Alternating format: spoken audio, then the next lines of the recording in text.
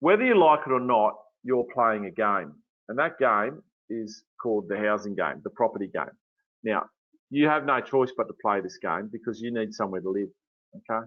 But this game, like any other game, has rules, and there are strategies and tactics that you can employ to win the game with the same equal, set of standards as the next player, okay? Why is it that some people end up owning, 10, 20 investment properties and other people only own one, but yet they're on the same salary, okay? It is knowledge and strategy. Think of any game that you play that you're good at.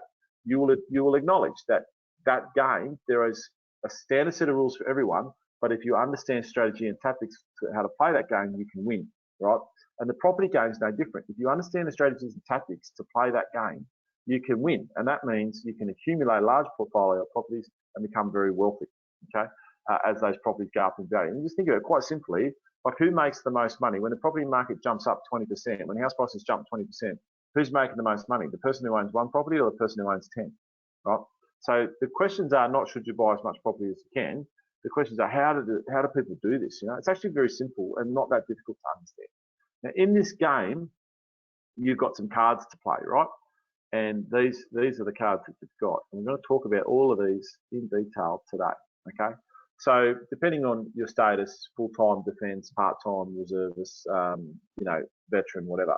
But there's first homeowners grant, stamp duty discounts, the HPAS, the HEPSI, the DOHAS lump sum, living in accommodation, marital or rental allowance. And there's also another card that you probably may not have thought about, which is your DVA compensation.